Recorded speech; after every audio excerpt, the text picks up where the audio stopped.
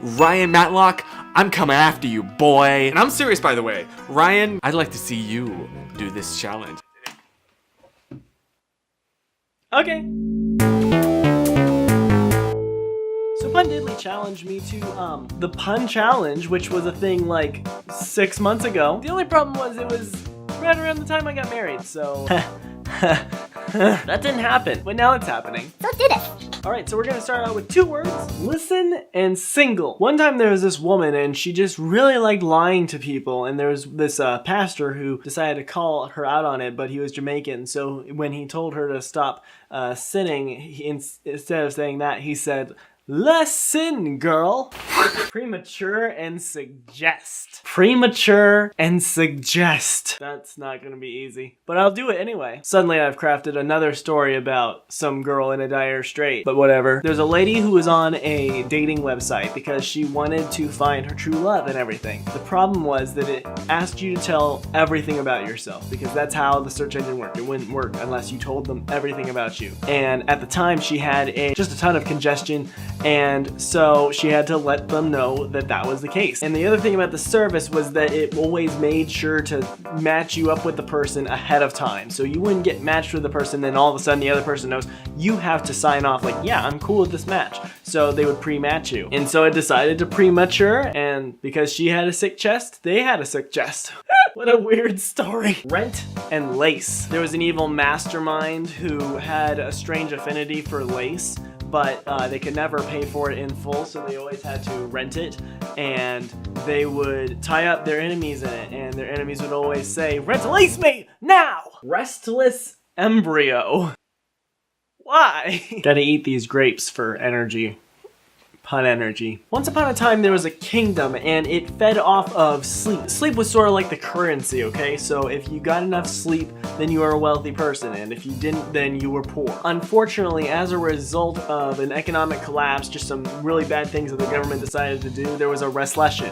And everything just went down in flames. Like, it was just a really bad time. Like riots in the streets, all sorts of really bad stuff going on.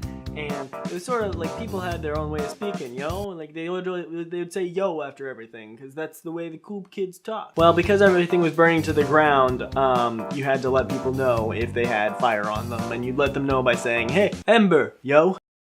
I'm going with that. Restlession, that was pretty good. Area and modernize.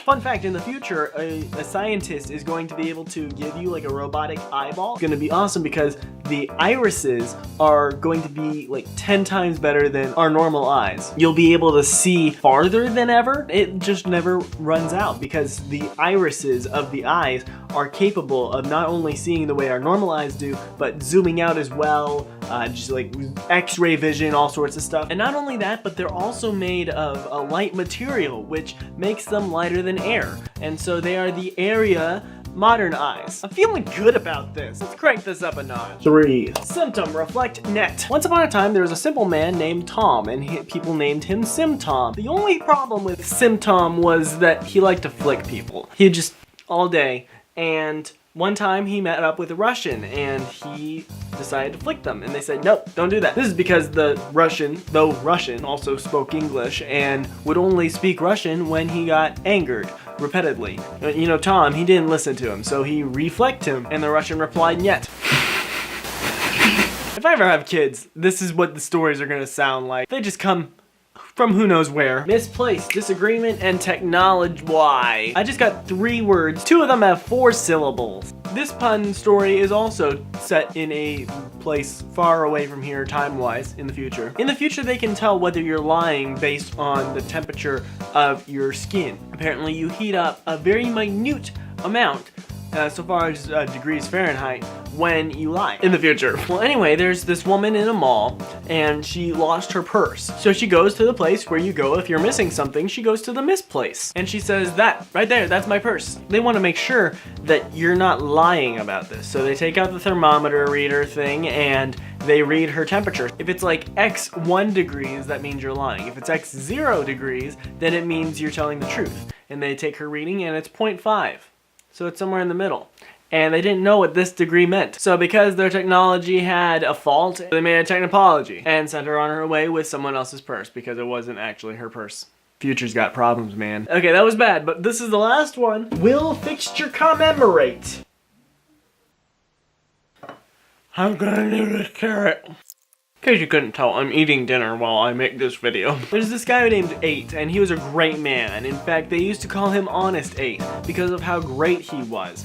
But here's the thing. He was great just because he was a simple plumber, fixer kind of guy. He's just sort of a jack of all trades, fix your thing. But he always left a sign that he had been there and worked hard on something by putting his own handiwork into it.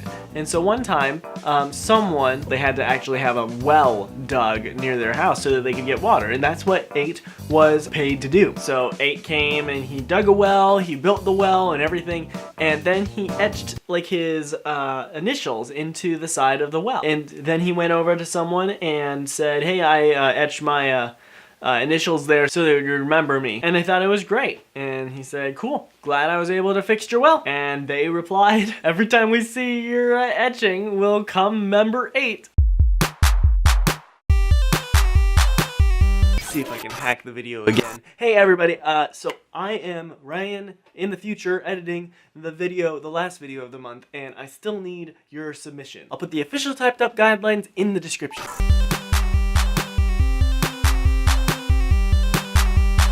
I hope you all liked this episode. If you did, be sure to leave a comment saying what you liked about it, or don't. I have a Patreon if you'd like to support me. Beyond that, I hope you'll continue to join me for Punuary. It's a month of January, but I'm making pun-related videos every day of the month. And also, be sure to go and support Chris Howard. He's the one who challenged me to do the pun challenge. The person I challenge to do the pun challenge is Thomas Dunn, because I think he's kind of cool. So yeah, Thomas Dunn, you have been challenged to the pun challenge from 6 months ago, but it's still going, I promise. Stay classy.